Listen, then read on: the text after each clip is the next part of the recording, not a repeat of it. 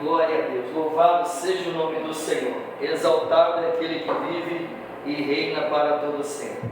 Bom, nós estamos aqui reunidos na presença de Deus. Você que está na internet, curta, comenta, compartilha, não esqueça de compartilhar, levar, enviar essa palavra para aqueles que precisam. Vamos abrir nossas Bíblias no Evangelho de Marcos, capítulo 46. Evangelho de Marcos 46, aleluia.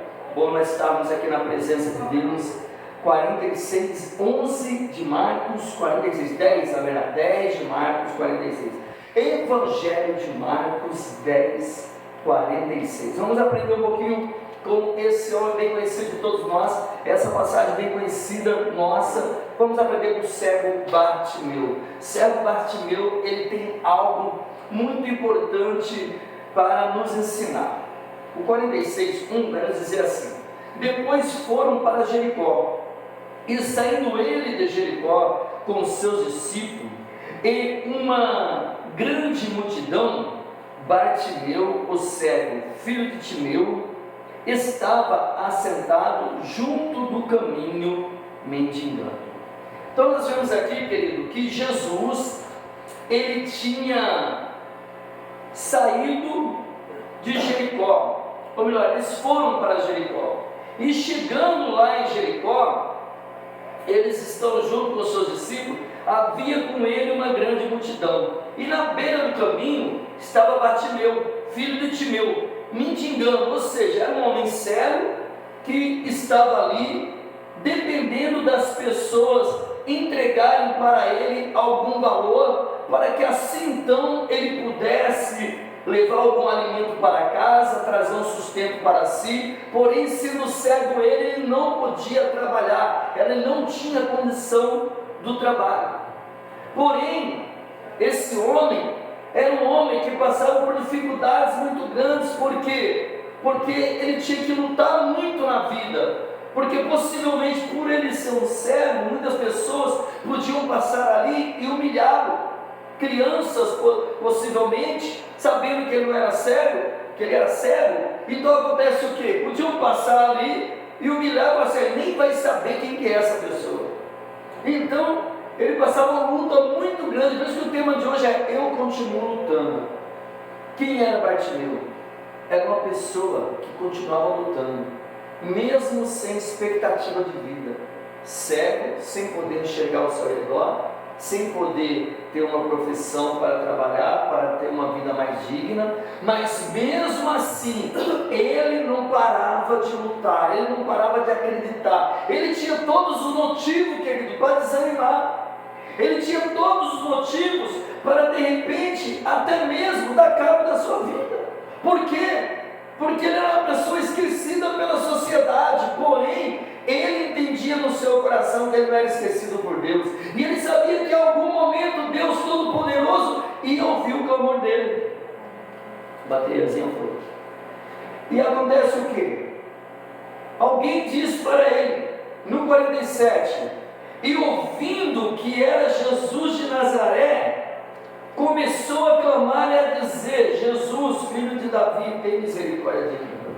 Então, ou seja, ele ouviu que quem vinha junto com aquela multidão era Jesus de Nazaré. Olha que forte essa parte aqui, queridos, que nós aprendemos com Bartimeu. Ele era cego, humanamente falando, mas espiritualmente falando, ele enxergava muito bem. Ele tinha um entendimento muito bom. O que ele não enxergava, ele ouvia, atentava e... Vou pegar água lá para ele ficar à vontade. Ele ouvia, e não é só ouvir, ele memorizava, ele guardava aquilo que ele estava ouvindo. Ele, somente com a audição, ele tinha muito mais visão espiritual do que muitos que tinham a visão e a audição. Porque quando falam para ele que aquele que estava vindo lá era Jesus, ele não clama somente por Jesus, ele fala: Jesus, filho de Davi, tem misericórdia de mim. Ou seja, ele já fala acerca da descendência. Ele sabia que esse Jesus que estava vindo era o Jesus descendente de Davi, era o Jesus mencionado em Isaías, que falou que ele levou sobre si todas as nossas enfermidades. Então o profeta messiânico Isaías já tinha profetizado acerca de Jesus, e Bartimeu, ele conhecia as escrituras e sabia que esse Jesus um dia haveria de vir, e se ele viesse, ele teria o poder da cura. Se ele clamasse, ele poderia ser curado. Então o que ele fez? Ele não deixou de lutar. Ele olhou para Jesus com os olhos espirituais, com os olhos da fé. Ele não tinha um olho físico, mas ele tinha um olho espiritual através de audição. E ele não, olha que interessante, porque possivelmente vê a multidão, ele é cego, podia ver o barulho da multidão, falando aqui, outro falando ali. Talvez ele nem soubesse que direção corretamente Jesus estava, mas o que ele fez? Ele clamou. É o que nós estamos fazendo aqui nessa noite. Nós estamos clamando, independente, querido, da onde a nossa voz possa chegar, pode ter certeza, está ouvindo a nossa voz, ou melhor, 3, o Pai, o Filho e o Espírito Santo. Ou seja, Jesus está ouvindo o nosso clamor. Então ele sabia a quem ele clamava, ele sabia que quem ele estava clamando era alguém que respondia a oração. Então ele clama: Jesus, Filho de Davi, tem misericórdia de mim. Ele não desiste, ele continua lutando. Então ele diz no 48: e muitos o repreendiam para que se calasse, mas ele clamava cada vez mais: Filho de Davi, tem misericórdia de mim. Então ele estava dizendo: conheça a sua descendência, eu sei que o Senhor é Jesus. O Senhor não é qualquer Jesus, porque Jesus também naquela época era um nome comum. Esse dia eu estava atendendo, até brinquei com o rapaz, o nome do rapaz era Jesus. Aí eu brinquei com ele e falei: rapaz, eu nunca imaginei na minha vida que eu ia ter o privilégio de atender Jesus. Então, se hoje, de vez em quando você já acha algumas pessoas com o nome de Jesus, aquela época era muito mais fácil encontrar esse nome. Porém, você nota o seguinte: no 48 ele nem clama Jesus, ele já fala direto: Filho de Davi. O que ele quer dizer com isso? Eu sei quem o Senhor é. Eu não estou clamando a qualquer Jesus, eu estou clamando ao Jesus, Filho de Davi, aquele que foi prometido em Isaías, aquele que foi prometido na Bíblia Sagrada. É a esse que eu estou clamando, aquele que é a descendência. E no 48 vai falar algo interessante, querido: e muitos o repreendiam. Havia uma multidão cercando de Jesus, e essa multidão queria de Jesus milagre, não queria oposição. Aquela multidão se achava melhor do que ele, porque aquela multidão estava do lado dele, aquela multidão enxergava ele, aquela multidão via ele, e já o mendigo estava jogado à beira do caminho, não conseguia enxergar. Então quem estava perto de Jesus falava: não dá ouvido a esse mendigo, a esse cego, ele não tem nada a oferecer, ele nem consegue enxergar o Senhor, ele não está perto do Senhor. Quem está perto do Senhor somos nós que estamos te vendo. Mas aqui mostra algo poderoso para nós, que nós não devemos ser levados pelas oposições da vida que se levantam contra nós. O inimigo vai levantar multidões de situações, pessoas, para querer nos abater, desanimar e nos fazer parar. E muitos o repreendiam para que ele se calasse. As situações da vida, as circunstâncias, pessoas, momento na nossa vida, elas vão bradar, elas vão gritar. Situações, elas gritam. Situações, elas falam contra nós, fala na nossa alma, fala na nossa psique, tentando nos parar, tentando nos abater. Situações falam. Mas o que nós temos que fazer, como esse cego?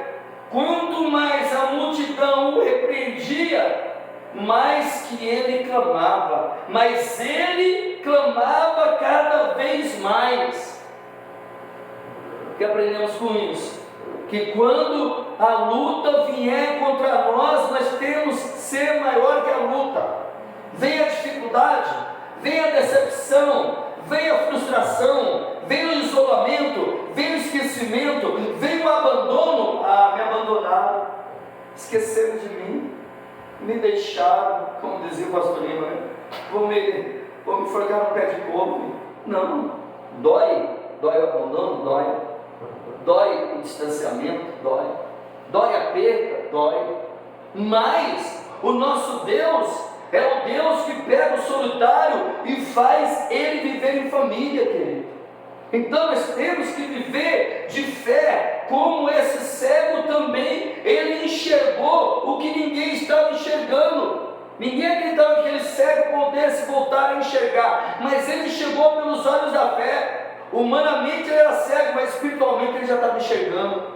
E com os olhos da fé espirituais, ele clama mais alto ainda, ou seja, ele estava dando a notícia no mundo espiritual, e ele estava dizendo: eu não me conformo com essa situação, eu não dou ouvido às muitas vozes. Tinha muita gente clamando, dizendo, repreendendo ele, dizendo para ele: se cale, não atrapalhe o mestre. Mas ele clamava mais alto ainda, o que ele estava dizendo: eu não vou ouvir as muitas vozes que falam na minha cabeça, eu não vou ouvir as muitas vozes que falam contra mim, eu vou ouvir a única voz que pode entrar com providência na minha vida, e essa voz se chama Jesus Cristo, filho de Davi.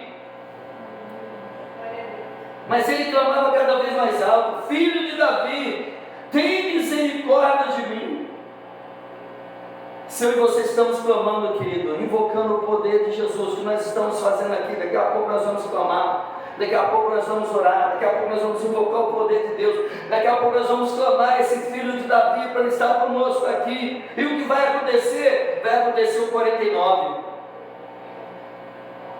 Imagine aqui, ó, como se eu fosse Jesus, um exemplo, sou só discípulo dele. Mas o 49, e Jesus parando, ou seja, Jesus estava andando, aí ele para, porque ele estava andando, e de repente ele estava andando, aí ele estava: Jesus, filho de Davi, tem misericórdia de mim, cale-se, seu cego, deixe Jesus em paz, deixe Jesus seguir o seu ministério. Jesus, filho de Davi, tem misericórdia de mim. Ele para: quem é esse que está persistindo tanto em chamar meu nome? 49, e Jesus parando, mandou que o chamassem.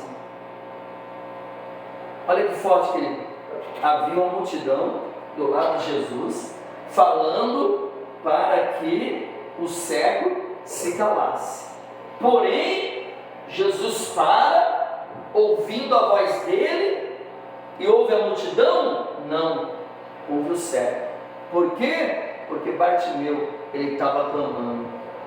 Quantas das vezes nós vemos aqui orando, somente hoje, aqui tem pouca gente, o inimigo não fica na nossa cabeça: ih, mas está adiantando? Ih, mas está indo lá, tem pouca gente. Ih, mas será que Deus está fazendo? O nosso clamor é a Ele, independente da quantidade. O Senhor olha a intenção do nosso coração. O Senhor, Ele olha o nosso clamor. O Senhor não olhou para a multidão, o Senhor olhou para o cego que estava clamando, de coração ardente, disposto e esperançoso que Ele ia fazer um milagre. E Jesus parando, mandou que o chamassem. Você imagine a cara da multidão, todo mundo olhando assim. Imagina, Jesus está aqui, todo mundo do lado de Jesus, e daqui a pouco Jesus para: vai falar comigo. É igual que alguém está em algum lugar, que é uma pessoa famosa, está do lado, vai falar comigo. Ele para e fala: de quem é essa voz? Conjecturando, não tem no texto, mas você imagina, ele fala assim: de quem é essa voz? Estou vendo alguém gritando aí de Jesus. Ele, se não sempre presente e potente, ele até sabia, mas acredito que Jesus fazia isso para poder interagir e ver a reação das pessoas. Né? De quem é essa voz? Senhor, não liga não, você é um cego que está me digando lá, está chamando o Senhor lá. Não, eu ouvi. Aí é um cego? Manda eu chamar. Aí mostra também a humildade de Jesus. Jesus não era interesseiro, Jesus não era um aproveitador. Ele falava: peraí, um cego, mendigando, o que ele tem a me oferecer? Muito pouco. Não, então o cego, deixa ele lá. Se eu esperar ver se aparece aí um rico, alguém com muito dinheiro, não, manda chamar, porque Jesus veio para os perdidos, Jesus veio para os fracos, como ele disse, que ele veio para aqueles que não tinham condição, aqueles que sofrem, aqueles que têm dor. Ele não veio para os ricos, ele mesmo disse isso. É lógico que ele veio para todos, ricos, pobres, mas no sentido que Jesus quer dizer assim, aquela pessoa com a vida realizada é muito farta, porque muitas das vezes, como já disse aqui na abertura, a palavra diz uma oferta, melhor dizendo, essas pessoas, muitas das vezes, nem ainda quer dar crédito para Jesus, porque ela já tem tudo, a não ser quando elas chegam no momento de muita luta e muita dor. Mas então ele manda chamar. Então, quando ele manda chamar, chamaram o cego dizendo, olha que interessante, primeiro estavam dizendo para o cego não clamar, repreender o cego, ou seja, para de fazer barulho, para de incomodar o mestre, para de ficar clamando aí. Agora, quando chega o momento que o mestre chama o cego, aí já muda o discurso da multidão, olha para o cego e fala para ele, tipo assim, tem de bom ânimo, o mestre está te chamando. Você viu como mudou o discurso? Antes de Jesus falar com o cego, antes de Jesus dar um direcionamento, uma palavra de esperança e falar que tinha interesse nele, ninguém se preocupava com o cego, até repreendiam ele. Mas quando Jesus fala, mande-o chamar, muda totalmente a história e a expectativa de vida do cego, a tal ponto que as pessoas começam a ter, aqueles que estavam antes menosprezando, falando para ele se calar, repreendendo ele, agora esses mesmos dizem para ele, tem de bom ânimo, o mestre te chama, levanta-te, que ele te chama. Então, querido, o que nós aprendemos aqui, o nosso alvo tem que ser Jesus. A multidão, ela é isso, obrigado pastor, obrigado irmão, a multidão, ela oscila. A mesma multidão que falou para Jesus, Hosana, Hosana, bendito é aquele que vem em nome do Senhor, quando ele está entrando em Jerusalém, essa mesma multidão, quando ele está lá, frente de Pôncio Pilatos, junto com Barrabás, fala, crucificam. Então, façamos igual o cego, não olhemos para a multidão, olhemos para Jesus. O cego conseguiu olhar para Jesus sem enxergar. Olha que forte dele, ele não tinha os olhos físicos, mas ele tinha o olho espiritual, e com os olhos espirituais ele enxergou Jesus e falou, ali está o meu milagre, ali está a minha esperança, ali está a minha resposta, eu não vou desistir de clamar e invocar o poder desse Deus poderoso. Jesus, filho de Davi, tem misericórdia de mim. Jesus manda chamá-lo. E Jesus parando, clamou, tem o poder de parar Jesus. Aleluia! O que é isso? O clamor tem o poder de parar Jesus e chamar a atenção dele para nós. O que nós vamos fazer aqui nessa noite? Nós vamos chamar a atenção de Jesus, nós vamos clamar, invocar a presença dele, e ele vai ouvir o nosso clamor. Mandaram chamá-lo, e ele, lançando de si a sua capa, ele quem? Bartimeu, um mendigo, ele lança de si a sua capa. O que representa lançar de si a sua capa, querido? Aquela capa que ele usava naquela época era como se fosse um Bolsa Família, era uma habilitação, uma liberação do Estado, um reconhecimento que ele tinha alguma deficiência, que ele era um cego, que ele era um aleijado, que ele tinha alguma falha, e através daquela capa, ele era reconhecido que ele era alguém que necessitava de ajuda da sociedade, do governo. Ele tinha tipo uma autoridade do governo para poder estar naquele lugar mendigando, pedindo. É como se fosse aquela pessoa que ela vai na prefeitura, faz um cadastro lá, e depois daquele cadastro ela pode ir lá vender uma aguinha, por exemplo, ali na feira, e ninguém pode incomodar ela, porque ela tem um cadastro da prefeitura. O que era aquela capa? Uma autorização do Estado, uma comprovação do Estado que ele era cego, que ele era mendigo e que ele podia ficar ali, ninguém ia incomodá-lo. Porém, quando Jesus manda chamá-lo, ele esquece do Estado. esquece da capa, que a Bíblia vai dizer, e lançando de si a sua capa, levantou-se e foi ter com Jesus. O que ele estava dizendo lá? Eu não quero depender mais do Estado, não. Eu não quero depender do Bolsa Família, não. Eu não quero depender da aprovação dos homens, não. Eu não quero depender do que o homem fala para mim, não. Eu quero ir agora até Jesus. Ele podia ir com a capa, se levantar com a capa e com a capa, falando para Jesus, Jesus, está vendo? Eu sou uma pessoa que só quer o Estado aqui, porque não. Meu Deus, olha que forte que ele quando ele tira a capa, ele está dizendo, era uma determinação na mente dele, era um assumir da mente dele, dizendo, eu tiro a capa, porque eu não vou precisar mais dela. Ele não tinha sido curado ainda, mas ele já estava indo na fé da cura. Ele tira a capa, dizendo, não, agora eu vou para um novo tempo na minha vida. Agora eu vou no tempo de buscar do Senhor. Agora eu vou no tempo de receber o milagre de Deus. Agora eu vou no tempo de buscar a revelação do Senhor na minha vida e o milagre que Ele tem prometido através das suas escrituras. Eu creio que isso é para mim. Levantando de si a sua capa, levantou-se e foi ter com Jesus. E Jesus, foi com o texto, ele bate certinho, né? Jesus é aquele que conhece a intenção do nosso coração, como eu quase falei agora, a Bíblia diz isso. Mas Jesus, ele faz um teste com aquele cego. E Jesus, 51, e Jesus falando disse, que queres que eu te faça? Parece até uma pergunta ingênua, né? Imagine, o mestre dos mestres, você acha que vai fazer uma pergunta ingênua para nós? O dono de toda a sabedoria, aquele que é o conhecedor, o criador dos céus e da terra, você acha que ele ia fazer uma pergunta ingênua para aquele homem? Na verdade, Jesus estava sondando o interior daquele homem para ver qual a verdadeira reação dele.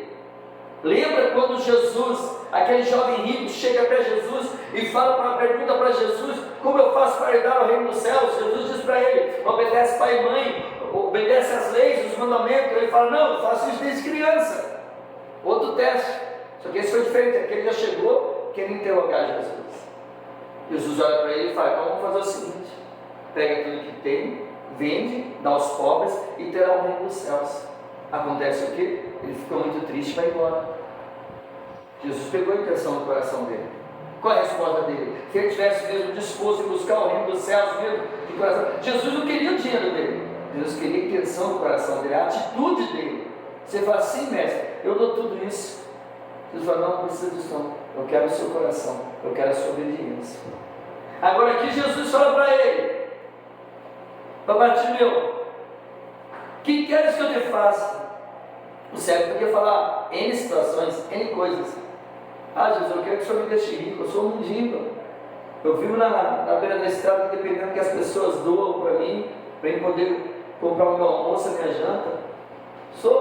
Faz que eu seja rico, assim as pessoas vão me respeitar. Posso até ser um cego, mas eu tenho dinheiro, eles vão me respeitar. Ele podia pensar dessa forma. Mas ele fez o quê? Ele foi no essencial.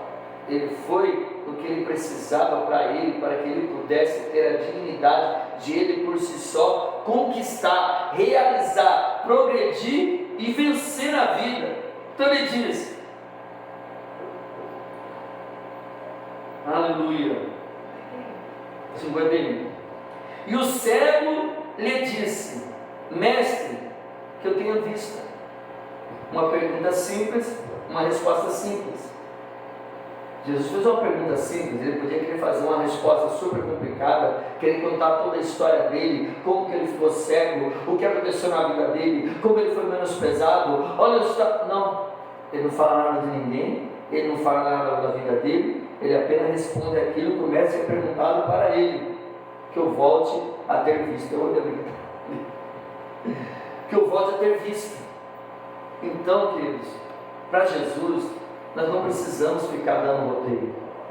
para Jesus. Nós precisamos que ele fique inventando. Não. Falemos para ele: Senhor, eu preciso disso. Estou passando por lutar nessa área. Eu tenho dificuldade nessa área. Eu preciso vencer isso. Me dá força nessa área. Acabou. Jesus está bem. E depois, confiar. 52, ele é simples. Ele diz para Jesus: Mestre, que eu tenha vista. Ele reconhecia também que Jesus era Deus Todo-Poderoso que podia curar. Quando chega no 52, Jesus responde. Você vê que aqui tem um diálogo entre Jesus, o cego, e Jesus novamente respondendo. Então isso quer dizer o quê? Que Jesus fala conosco. E qual a resposta de Jesus, que é mais forte ainda? E Jesus disse: vai, a tua fé te curou? Não, vai, a tua fé te salvou. Aleluia. Jesus não queria dar só a cura para ele, Jesus queria salvar ele. Sabe por quê? Porque a salvação, querido, ela é muito maior que a cura. Porque você sabia que a palavra salvação no original do grego, ela é sozo. E essa palavra sozo, há um compêndio de várias declarações, ou melhor, várias situações que tem na palavra salvação do sozo, que é cura mental, cura espiritual, cura física, cura emocional, saúde por completo. Então Jesus não só curou os olhos, Jesus o salvou. Ou seja, além de ele receber a cura física, ele recebeu também a cura na alma e a cura de poder caminhar com o Senhor e herdar o reino dos céus, e herdar a vida eterna. O que Jesus estava querendo dizer ali, querido: eu não só te curo hoje no físico, eu te curo na alma, e eu selo a tua alma para a eternidade, para morar comigo no céu.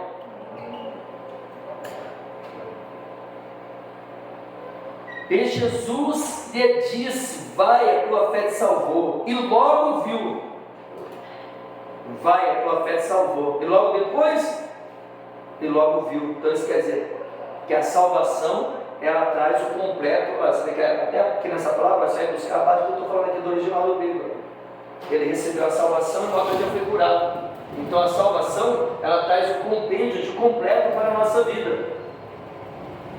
E ele logo viu, e o seguiu a Jesus pelo caminho. Olha o exemplo dele também aqui. Ele foi salvo. Qual foi a maior evidência da salvação dele? Ele podia enxergar, aí mostra que realmente o milagre aconteceu, não. A maior evidência da salvação dele é no final: e seguiu a Jesus pelo caminho. No começo, no 46, fala o quê? Que ele estava assentado junto ao caminho mendigando. Quando ele ouve falar de Jesus, ele estava sentado à beira do caminho mendigando. Mas quando ele teve um encontro poderoso com Jesus, ele sai do caminho mendigar, e agora salvo, e agora curado, e agora restaurado, ele vai caminhar com o seu mestre Jesus, andar sendo um discípulo dele, declarando, testemunhando o poder que o seu mestre tinha para curar não somente o físico, mas para curar também a alma e levar a pessoa para o céu. E Jesus lhe disse: vai, a tua fé te salvou. E logo viu, e seguiu a Jesus pelo caminho. Aleluia.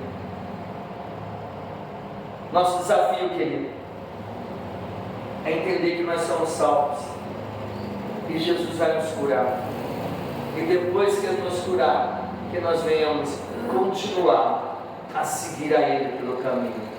Nós vemos lá a história dos 10 leprosos que foram curados, e quem voltou para agradecer? Somente um. Esse cego Bartimeu, ele recebeu a cura, e de imediato ele começou a buscar, a seguir a Jesus Cristo. Que nós aprendemos com isso? Que nós vamos buscar a Jesus, porque nós já somos salvos, já estamos andando no caminho. Já viu aquela frase? Como é que fala mesmo? Me ajuda aí. A ordem do fator. Como é que é mesmo? Alternativa. Ordem do produto na oferta. É que, né? Altera. A ordem dos fatores não altera a sombra. Isso. A ordem dos fatores não altera Sombra. mais ou menos isso, o pessoal sabe qual que é a frase. Isso quer dizer, no caso do cego, primeiro ele foi salvo, depois ele viu e depois ele seguiu. No nosso caso, nós já somos salvos. Então agora nós podemos receber a cura, seja ela física ou emocional, e nós fazemos o quê? Nós já estamos seguindo. O que nós precisamos? Só continuar seguindo. Simples assim. Então, o nosso desafio é o tema de hoje. Eu continuo lutando. O que é seguir Jesus, pastor? É lutar. O que é seguir Jesus, pastor? É continuar lutando, mesmo com as advertências, mesmo com as lutas, mesmo com as opressões, mesmo com as dificuldades, mesmo com as palavras contrárias, mesmo quando as coisas não acontecem do jeito que a gente espera, isso não nos para. Vou concluir, falta 20 minutos para nós orarmos. Ontem eu vi um testemunho de uma ex-bruxa, e ela estava falando que uma das coisas mais difíceis para eles é quando eles iam tentar mandar uma bruxaria contra um ungido. Aí ela fala que aprendeu na bruxaria e depois ela entendeu a revelação no Evangelho, que as pessoas mais ungidas que tinham eram as que enfrentavam mais lutas. E as que enfrentavam mais lutas, mas eram aquelas que perseveravam na presença de Deus e não desanimavam. E todas as vezes que eles tentavam fazer algo contra aquelas pessoas, não dava certo. E ali eles notavam que aquelas pessoas eram pessoas ungidas. Então nós aprendemos com isso, querido, que eu e você somos ungidos do Senhor.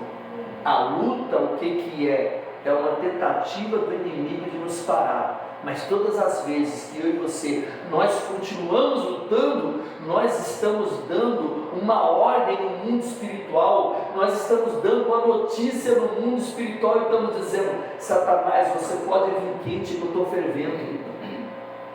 Você pode vir como disse Davi para o Satanás Golias: você vem contra mim com espadas e lanças, mas eu vou contra ti em nome do Senhor dos Exércitos. O que aconteceu?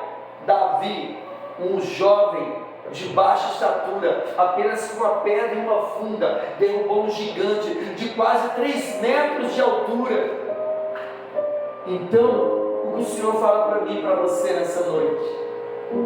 Esse gigante vai cair, essa multidão vai ser silenciada, e o nome do Senhor vai ser glorificado na minha e na sua vida. Você que está na sua casa, Deus manda dizer para você: persevere em adorar o nome de Jesus, persevere em buscar a presença dEle, e o mais Ele fará.